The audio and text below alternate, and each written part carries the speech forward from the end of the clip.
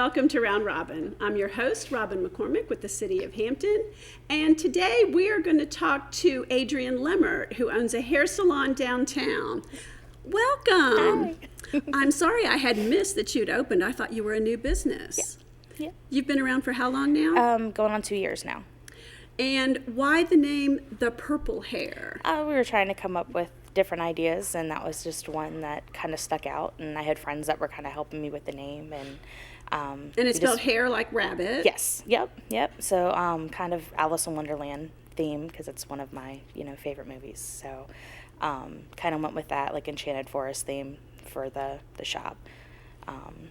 That's fun. Yeah. And it also has a sense of whimsy, you Yes. know. Yeah. It's kind of different. So Yeah. where did you get your experience in hair cutting? Where did you get trained? How long have you been doing it? About 17 years now. I started with Supercuts and then kind of went up through different corporate places and then decided that I wanted to open my own. So that's How what do I you did. make that leap from being, at a corporate place where you've got fairly certain, hours and pretty good income to trying it on your own? It was nerve-wracking. I for bet, sure. I bet.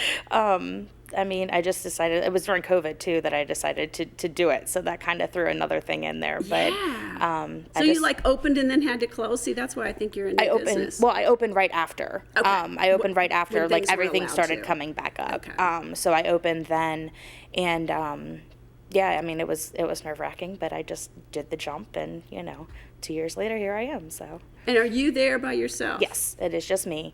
And it's a pretty small shop, so it's just like my chair and everything. Like it's pretty.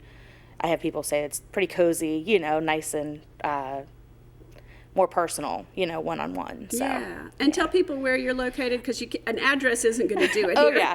I'm in downtown Hampton over by, there's Guilty Pleasures coffee shop, and there's Dog-Eared Books back there, Musashi Japanese restaurants right there as well. I consider that behind Musashi because I think Yes. of Queen Street as being the front, but Yes. next to the Grey Goose. Yes, yeah, Okay. it's down that way. It's the first courtyard where Grey Goose is down a little further. All So, right. yeah. Well, that sounds wonderful. Yeah. Well, you partly came to our attention because of something called, I'm going to get it backwards, Strands for Trans, Yes. right? Yeah. Tell us about that. It is basically a website that people can put their businesses on there to make it be, so like people that are looking for trans friendly or LGBTQ plus like friendly businesses. So they know that they're welcome and, they don't have to worry about anything they might have to in other scenarios, and it's just I put my shop on there and have been having a lot of people find me through that, and it's been great, because nobody should feel like stressed out or anything like that trying to go get their hair done. It should be a great experience for them. So what are some of the special concerns, that trans people might have? I know ones that I've had clients say are like, they go in and the stylist may like judge how they look and not really judge, but like look at them and be like, okay, well, you look more masculine or you look more feminine, so I'm gonna stick with that kind of a style, and I've had some clients as well that are non-binary that have come in and, if they present more one way than another, then they're like, oh, well, you don't want that because it's not what you're looking for, but they're coming in and saying, this is what I'm looking for, and they're not necessarily being heard. So you maybe take a little extra time to figure out what it is they want Exactly. rather than making some sort of an assumption. Mm-hmm. Definitely. That's very smart. I never even thought about how difficult that could be. And then also you're kind of a one-on-one shop, so it's not like they're announcing their personal life in front of, a big bullpen of chairs. Yeah, they don't have a bunch of people sitting there, and it's more, they're more comfortable, people are more comfortable, more open on that one-on-one setting. So it's a little less, stressful for people. So Now, I'm going to make an assumption based on your appearance that might not be true, but do you tend to have a younger, more adventurous clientele, or not necessarily? Not necessarily. It's pretty mixed. I have a lot of families that I do everybody in the family, younger, older, I have some people that have sent me like, grandparents, stuff like that. So just everybody, That's great. Yeah. And how is your shop doing after 2 years and Great. struggling during the COVID times? It's doing great. Doing great. Been pretty busy, so yeah.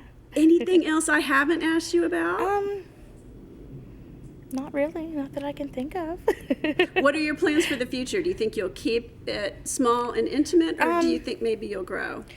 Right now, I haven't really made that decision. Like I like the more smaller, intimate setting kind of, and it just I like where I am right now. So eventually, maybe down the road, I will, but. Well, it's right important now. to Yeah. like what you do and Exactly. like where you are. Yeah. And you may not feel that when somebody else is the owner and somebody else is in control. Yeah. Yeah. So definitely. you've really built your own space. Yeah, definitely. All Definitely. right. Well, it sounds great. I'm going to have to come by and visit. Okay. Thank you for coming. No problem.